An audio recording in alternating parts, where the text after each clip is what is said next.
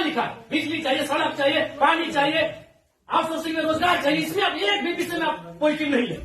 Headquarter भेज देंगे, headquarter भेज देंगे। आप आज स्पष्ट बोलिए, आपसे होगा बंद हो जाएगा या आपसे होगा, नीति पूर्वक होगा या हम लोग कुछ क्रांति की मसाल फूके यहाँ फिर से?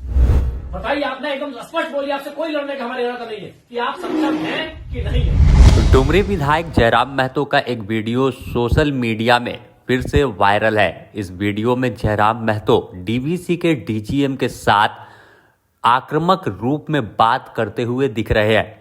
अगर देखें तो जयराम महतो लगातार सोशल मीडिया पर ट्रेंड कर रहे हैं, कभी नाजिर तो कभी पत्रकार और कभी कोई पुलिस अधिकारी को धमकाते हैं। लेकिन अब डीजीएम को ही साफ कह दिया कि बाप दादा मर गए लेकिन उन्हें मुआवजा नहीं मिला।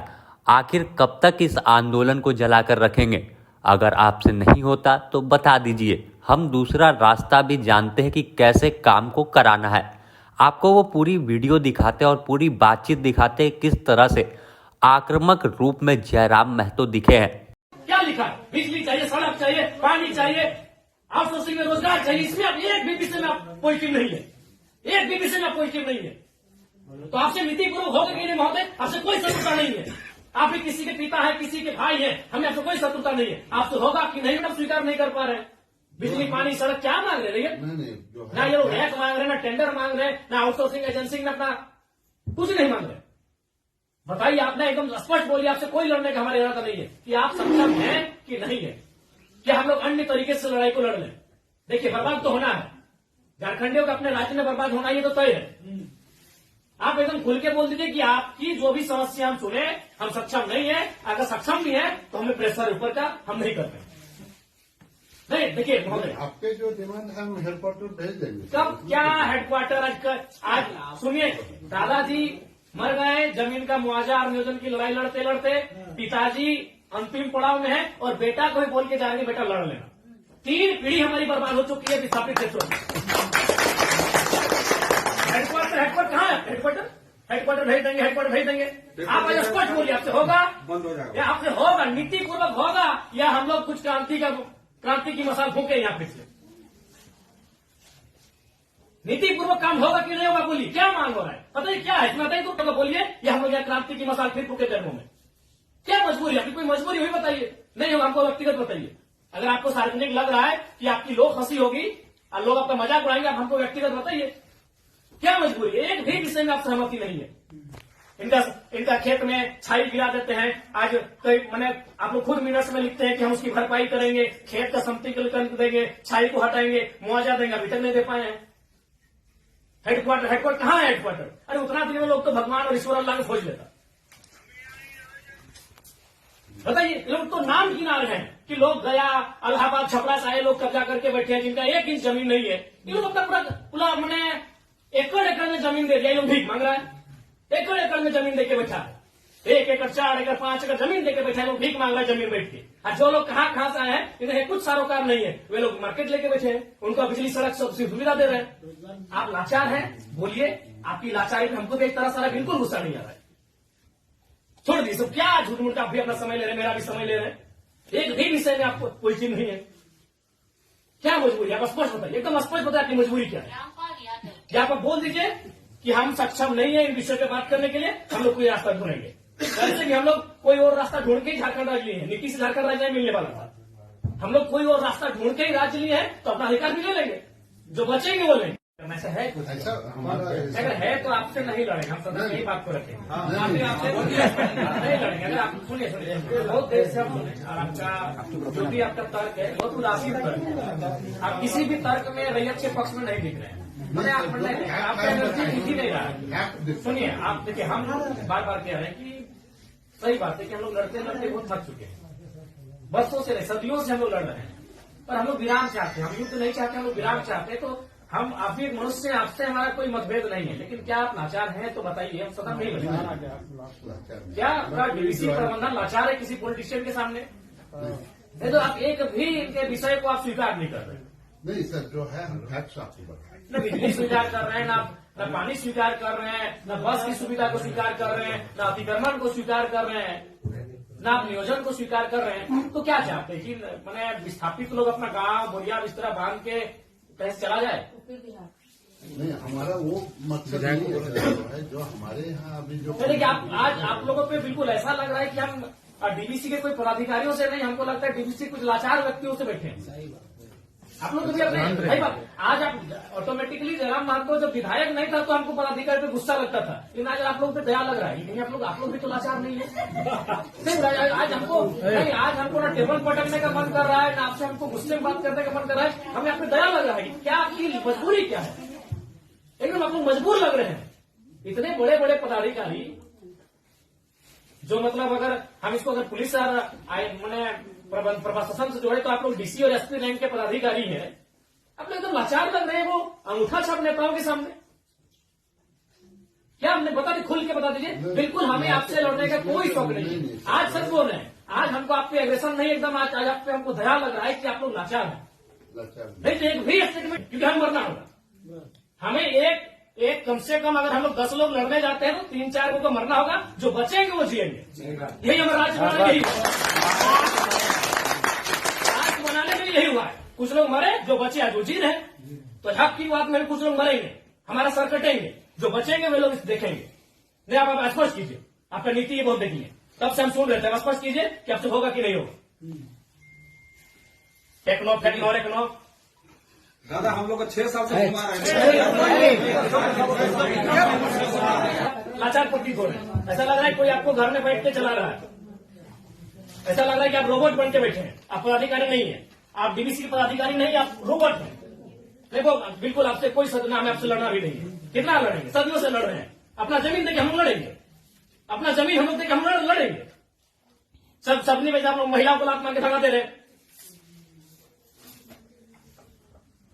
भाई गजब मानवता का कोई मुनाफा, सबसे बड़ा चीज मुनाफा है, कहीं मानवता नहीं है। आप एक गिलास पानी पीजिए महोदय और ठंडा होकर बोलिए कि आप सक्षम है कि नहीं है। बिल्कुल आपको दोष नहीं देंगे, बल्कि आप फले फूले ये दुआ देंगे और आज हम लोग कोई दूसरा रास्ता अपनाएंगे। नहीं देखिए सर, नहीं जो है आप लोग, अब हम लोग भी वही कब्जा कराएंगे जहां कब्जाधारी है। हम लोग भी वही बिजली का तार लगाएंगे जहां गलत तरीके चल रहा है। हम भी उसी क्वार्टर का कब्जा करेंगे जहां कोई कब्जा करके बैठा है।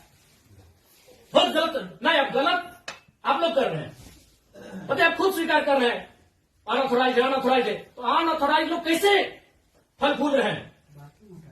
बाथरूम हटा के घर कोई बना दे रहा है, मार्केट बना दे रहा है बाथरूम हटा के। और आपको कोई जानकारी नहीं, आपको कोई सूचना नहीं। महोदय समय मत गवाइए। सब दिहाड़ी काम करने वाले लोग हैं, दिन में कहीं खटते कमाते हैं तो रात को चूल्हा जलता है। समय मत गवाइए। आप बोल दीजिए कि हमारे अधिकार क्षेत्र से ये विषय बाहर है, आपको जो करना है कर लीजिए, ये कर लेंगे। अगर इनमें सामर्थ्य है, इनमें जान है, इनमें क्षमता है, कर लेंगे। और है तो गुलामी स्वीकार करेंगे। आजादी और गुलामी दो ही तो चीज है। अपना खेत खलिहान देख के भी गुलामी स्वीकार करें। बता देने आप एकदम, आपसे कोई सतुर, आराम से ठंडा पानी पीजिए, बिस्किट है आपके टेबल में खाइए और एकदम ईमानदारी से दिल पे हाथ रख के कह दीजिए कि आपसे होगा कि नहीं होगा, और होगा तो कौन सा काम होगा और नहीं होगा तो एकदम स्पष्ट बोलिए। कोई और रास्ता हम लोग देखेंगे। मांगे कि हम लोग हिस्सेदारी मांगे, अरे मांगा क्या, बस का सुविधा है वो मांगा। एगो बोला बिजली चाहिए, पानी चाहिए, 3-4 को मुद्दा। और वो कोई टेक्नो कंपनी आया है, वहां एक परसेंटेज में रैयत अपना हक मांग रहा है। टेक्नो को बैठाइए, आप गार्जियनशिप रहिए, रैयत रहेंगे, टेक्नो रहेगी और बातचीत होगी। और उसके बाद भी आप पे कोई दबाव है, बोल दीजिए। क्योंकि अगर इतने बड़े पदाधिकारी अगर सक्षम नहीं है समस्या का समाधान करने के लिए, तो झारखंड को कोई दूसरा रास्ता अपनाना ही होगा। और अगर आज ये जल्दी अपना लेते हैं तो अच्छा है, तो 20 साल बाद इनके पास कुछ बचेगा भी नहीं। ये अगर अभी अपना लेते हैं तो अच्छा है, जो भी रास्ता होगा कोई दूसरा रास्ता इन्हें अपनाना होगा। अब आज जैसे सक्षम पदाधिकारी अगर नहीं है, उनके समस्या का समाधान कर पाने में समर्थ नहीं है, तो कहां जाएंगे? बताइए, काम दे देता है को समय देंगे फिर से, बोलिए। रोज समय से फिर एक दिन बाहर नहीं जाएंगे।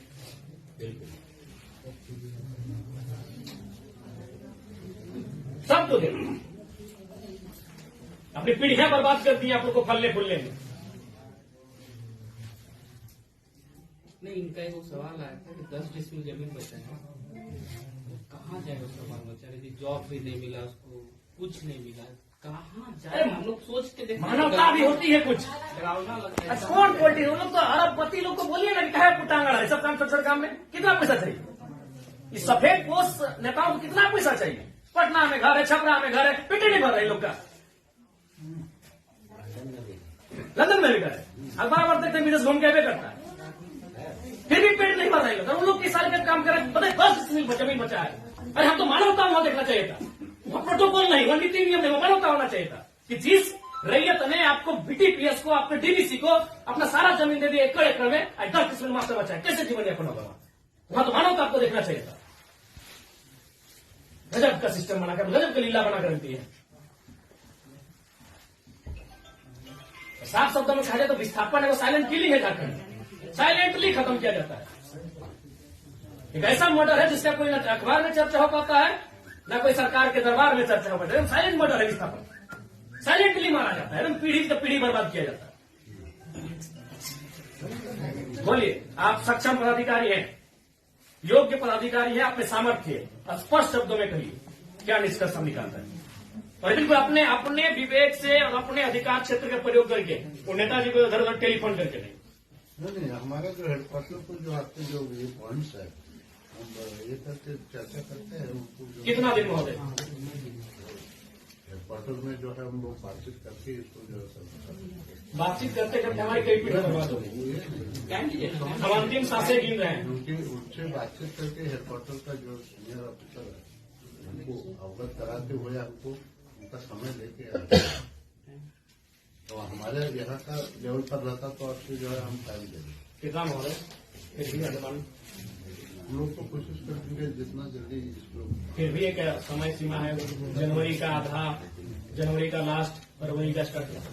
10 महीने में बातचीत करेंगे। बहुत लंबा टाइम।